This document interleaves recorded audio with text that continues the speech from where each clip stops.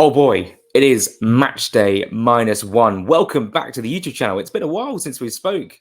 We haven't spoke since after the Leicester game, which of course was that wonderful 2-1 win. Since then, we played in the Carabao Cup, but because of work, this week has been chaotic to be a Fulham journalist. Lots of games, lots of travelling. Well, not lots of games. There was one game, but obviously some travelling. And then the press conference yesterday and, Patreon, of course, was taking up a lot of my time as well. So let's, we've done Birmingham. We don't really need to sit down and talk about it. It wasn't a great game. Fulham got the job done. We know we're playing Preston away for our sins, and we will be going there a little bit later next month. Let's talk Ipswich away. Really excited. I just did a little preview for an Ipswich Town channel, and I'll basically repeat everything I just said on that channel in the space of 5 minutes, but might draw it out for another 15 minutes because we'll go into a little bit more depth. What have I made of Ipswich Town so far in the Premier League? Well, good in the first half against Liverpool, and then Liverpool's quality obviously shone through. They won the game 2-0. Manchester City took the lead. We've been there. Fabio Carvalho scored as Fulham went 1-0 up in the FA Cup. But by the time I got back to my seat from celebrating, it was 1-1. And I can imagine it was a very similar thing for Ipswich Town fans at the Etihad on Saturday. And then, of course, they go 3-1 down within 4 minutes of them taking the lead. It's a cruel game, isn't it, football? It's a Tim Krul game.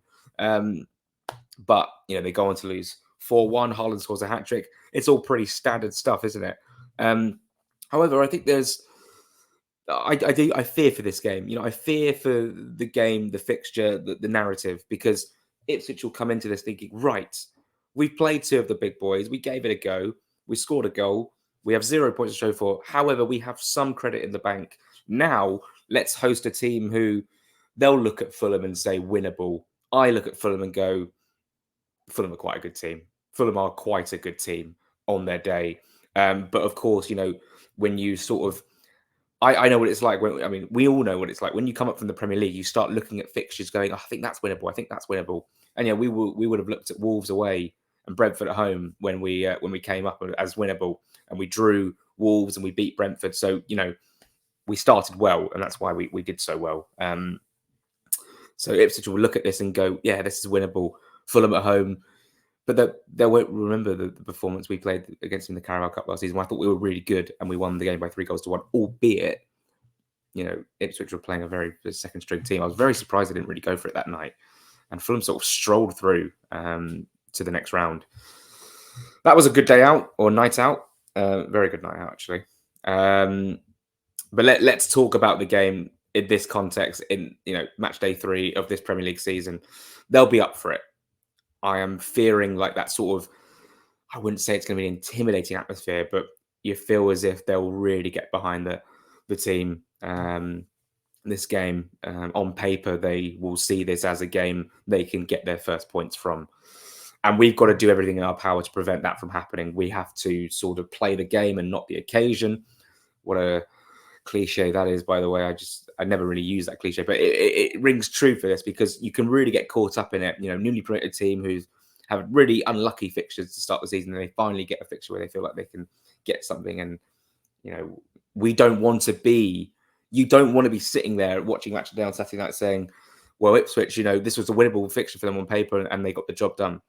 I think Fulham deserve much more respect than being branded as an opponent that's winnable for Ipswich Town, albeit they will feel that. I feel as though on our day we will win. If we play our best, we will win.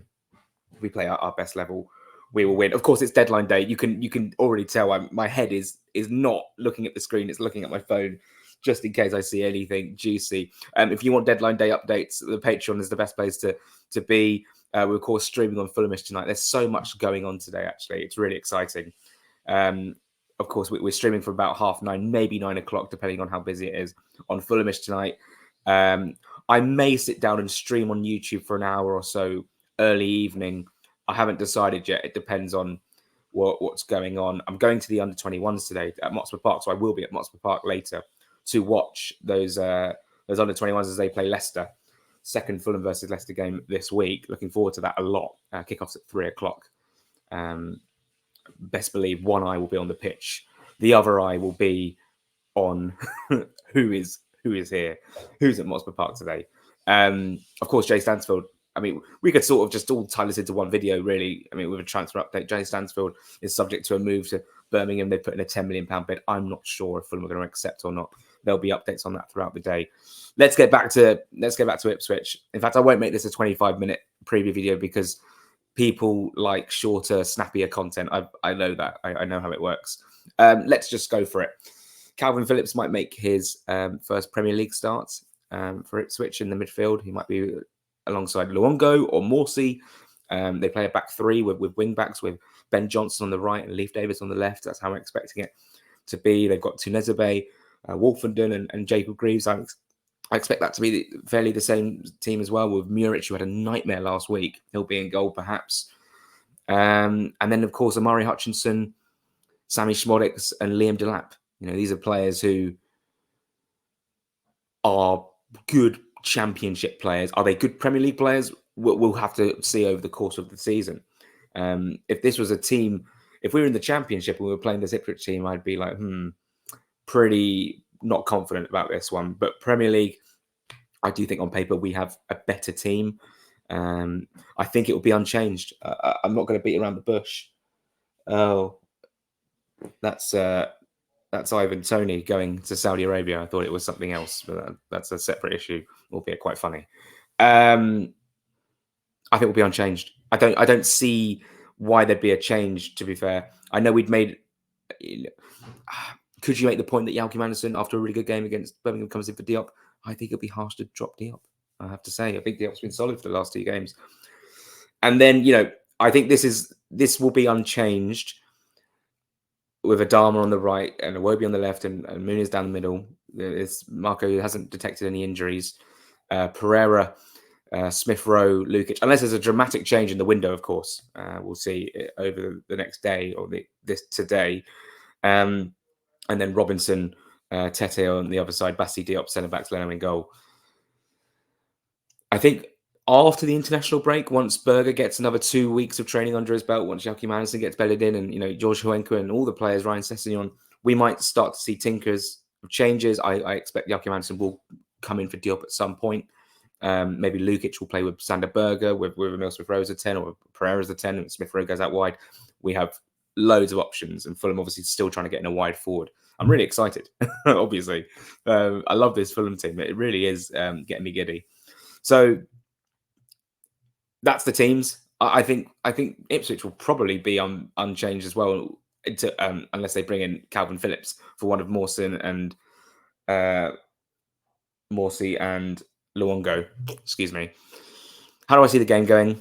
I'm going to just repeat what I just said for the Ipswich Town channel. I just did a preview with. I think Fulham will win by 2-1, and we'll go into a 2-0 lead, and they'll get a goal back. It'll be a bit nervy, but we'll hold on. I'm looking forward to this one. Who do I see scoring? Rodrigo Muniz. I think it's time for him to score. I think last week he should have scored twice. I'm looking forward to this a lot. Rodrigo Muniz. I think Muniz will take us into the lead. I think Emil Smith-Rowe will score again. I think Fulham will lead 2-0 around 70-ish minutes. Goal back for Ipswich around 78 minutes. And then it's like, oh gosh, Fulham cling on for a point here. They bring on the likes of maybe Harrison Reed. They bring on the likes of Harry Wilson. Maybe even Yalki Manderson go to a back 5. Who knows?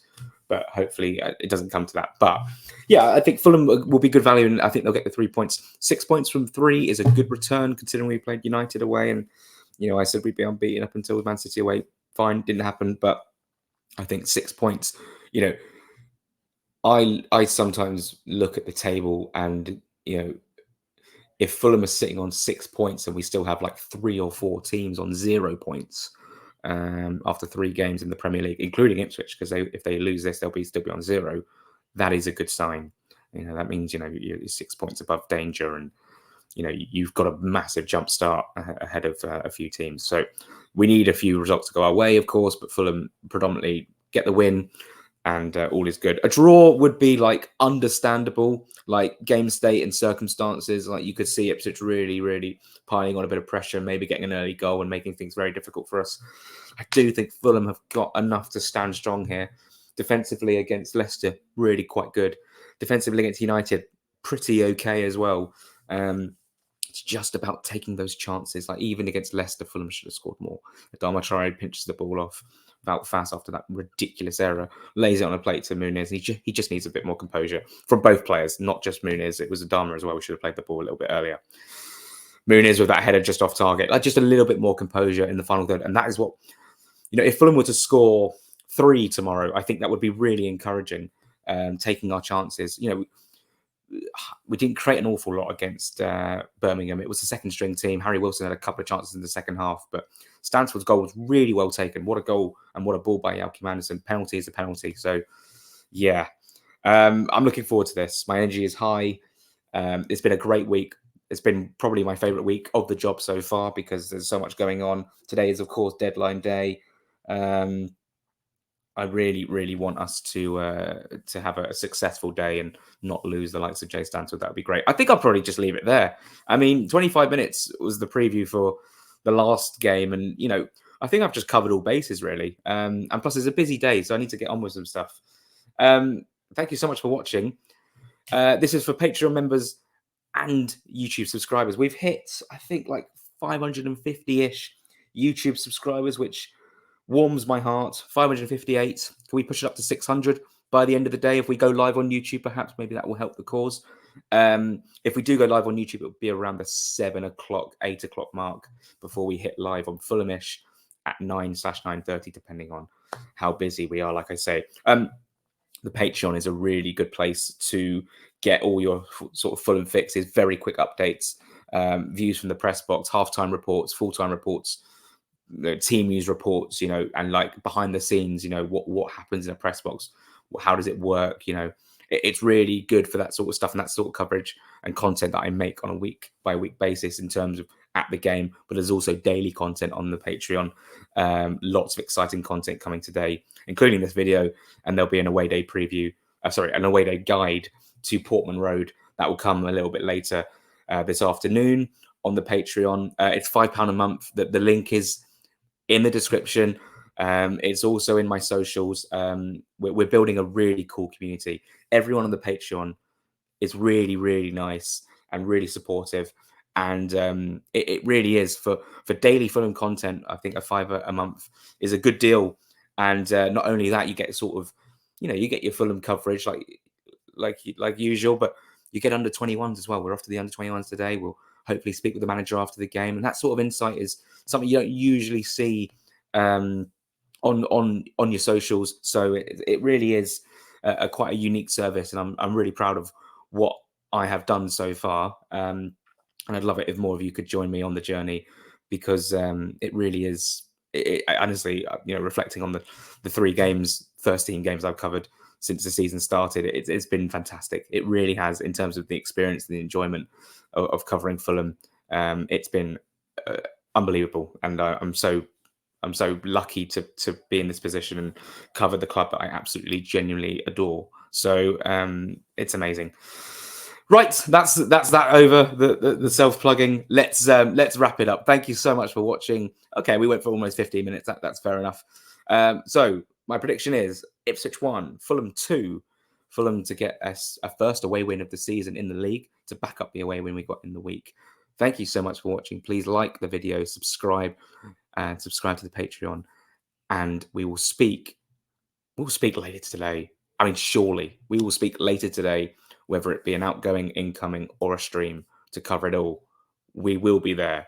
Thank you so much, and speak soon.